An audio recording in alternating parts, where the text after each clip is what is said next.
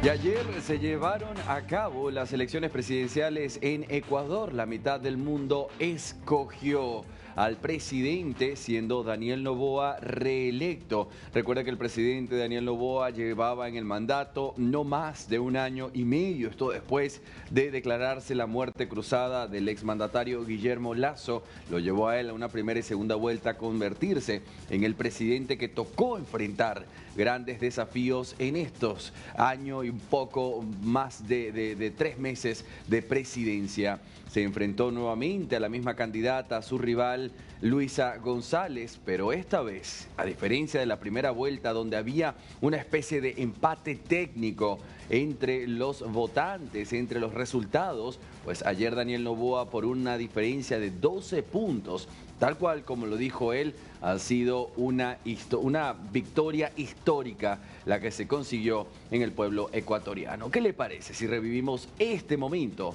cuando el mandatario da sus primeras palabras como el presidente, flamante presidente reelecto? Ha sido histórica. Esta victoria ha sido histórica también. Una victoria de más de 10 puntos, una victoria de más de 1 millón de votos donde no queda ninguna duda de quién es el ganador.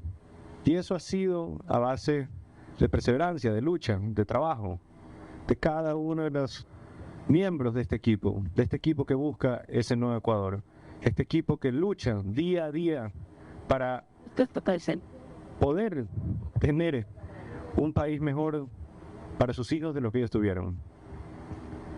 Quiero agradecer públicamente a todo mi gabinete, también durante el primer periodo muchos ministros han hecho un trabajo increíble, con muy pocos recursos, con muy pocas posibilidades de éxito y aún así han logrado grandes cosas. Bien, ahí estábamos escuchando al presidente electo Daniel Noboa, sus palabras, un discurso sentido, corto, preciso. No así el de Luisa González, la candidata rival de Daniel Noboa, quien dijo no reconocer los resultados y además tildar al actual mandato de dictadura. Vamos a escucharla. Para garantizar probablemente el más grotesco fraude electoral ante el cual estamos presenciando los ecuatorianos.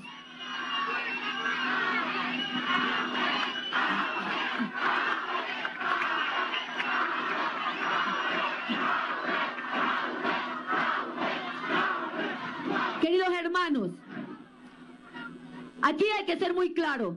Son cerca de 11 encuestas, 11 investigaciones estadísticas, en la cual todas, aún las del mismo gobierno, nos daban la victoria.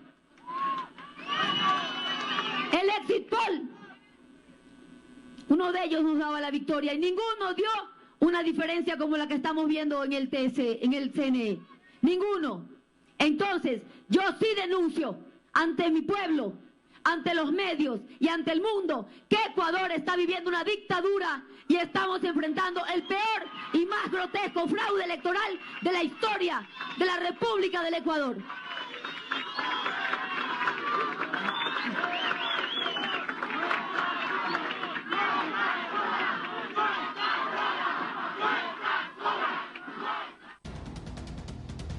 Recuerde que efectivamente ayer veíamos ciertas irregularidades en esta jornada electoral. Por ejemplo, Andrés Arauz, quien fuera ministro durante el gobierno de Correa, decía que había cierta irregularidad y posteaba unas planillas en las redes sociales, en la red social X para ser exacto. Sin embargo, lo que Luisa González pedía es un reconteo de votos, distinto al proceso que hoy se llevaba a cabo de lo que era hacer una revisión exhaustiva de estos mismos votos. Ella pide un reconteo de votos y para ello debe presentar los recursos necesarios para abrir este proceso, no simplemente armar lo que ella dijo ayer. Estas palabras, decir que es una dictadura, decir que fue un fraude, cuando hubo observadores internacionales en el Consejo Nacional Electoral presidido por Diana Atamaín. ¿Qué dicen los analistas políticos el día después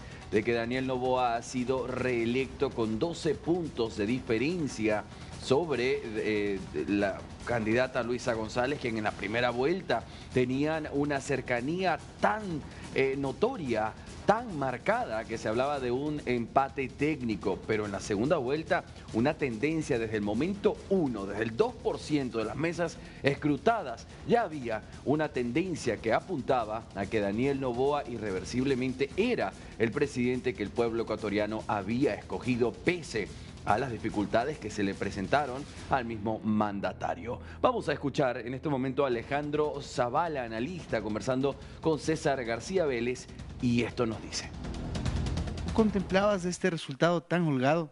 No, para nada. Bueno, buenas tardes, muchísimas gracias por esta invitación. Para nada, porque la gran mayoría de encuestadoras daban que estaba toda debajo del margen de error, es decir, más o menos 3%. Alguna encuestadora dio 4 puntos y todos decíamos, es demasiado, va a ser 1,5 puntos, 2 puntos, no mucho más.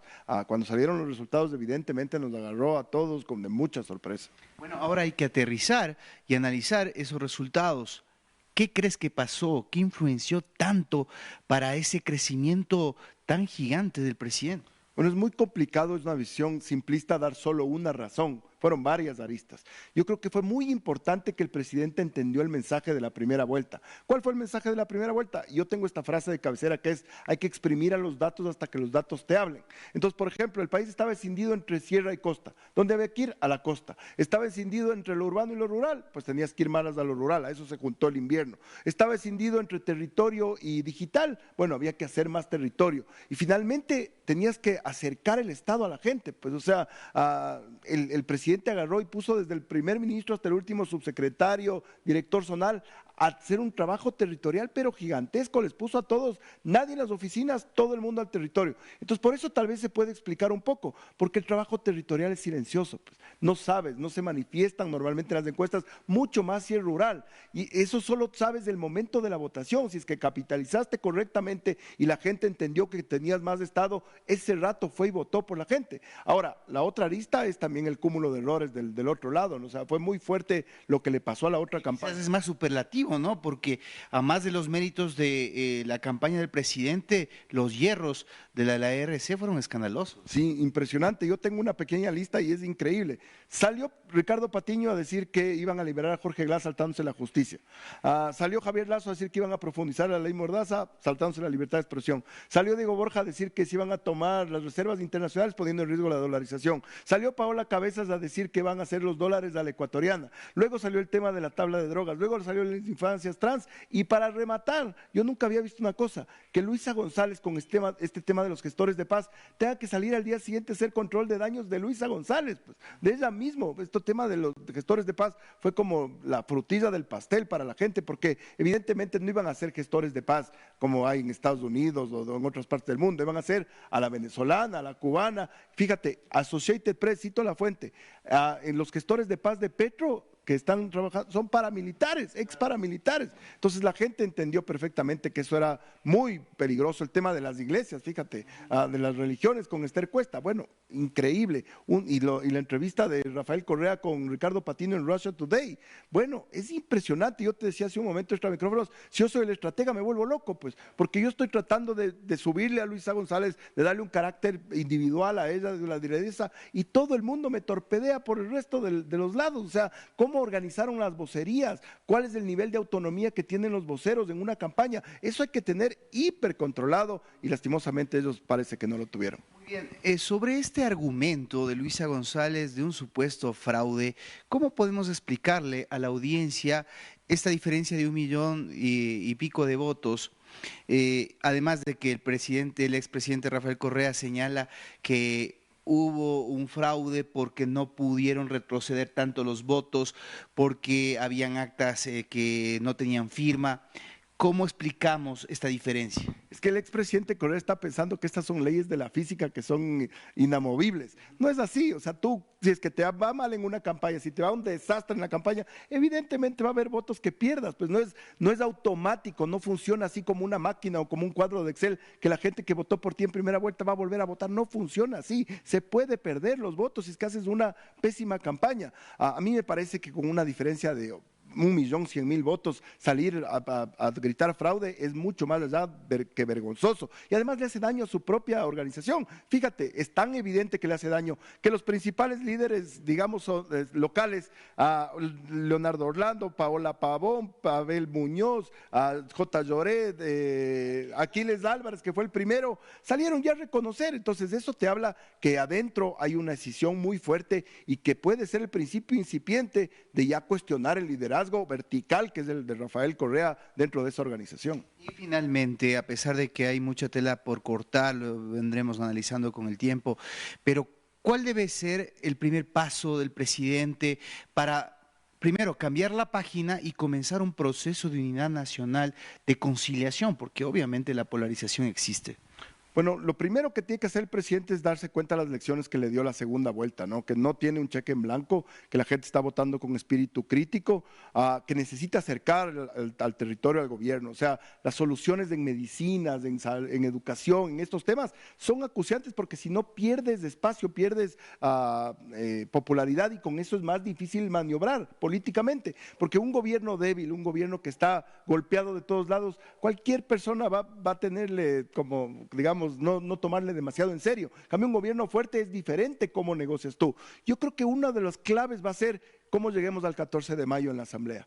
El día que se inaugura la Asamblea, tú sabes, tienes experiencia en esto, se nombran las autoridades, el CAL, las comisiones, y ahí ya podemos ver si es que ahí se van a dar acuerdos en el legislativo o va a ser como las otras asambleas que han sido muy complicadas y él va a tomar otra decisión de ir por la Asamblea Constituyente, por ejemplo.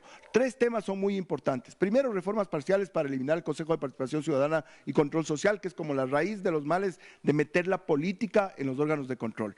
Segundo, temas judiciales. O sea, la Constitución es extremadamente garantista. Esta filosofía de Zaffaroni de ser extremadamente garantista con los delincuentes tiene que cambiar porque están saliendo los delincuentes por una puerta giratoria. Y no solo eso, sino que van y matan a los policías o a los militares que les apresaron. Y tercero, y más importante, el tema de inversión. O sea, estamos absolutamente parados. Si es que no destrabas la forma de inversión, fíjate, en la crisis energética vimos que había leyes que decían que solo podrían invertir hasta el 10%, o el 3% primero y después hasta el 10%. Una locura. O sea, tenemos que hacer que la inversión venga de la mano de la seguridad, de la mano de un gobierno más estable. Tiene que venir la inversión porque sin inversión no hay dólares y no hay empleo. Entonces eso me parece que por ahí tiene que ser la agenda del presidente. En América Latina, así está la situación en Ecuador. El presidente fue electo con 12 puntos de diferencia, una victoria histórica, distinta a la que tal vez esperaba, no tanta holgura, pero el pueblo ecuatoriano decidió. El Consejo Nacional Electoral así lo confirmó y fue ratificado también por los organismos internacionales invitados. Estaremos atentos a cómo evoluciona de parte de la oposición en los próximos días.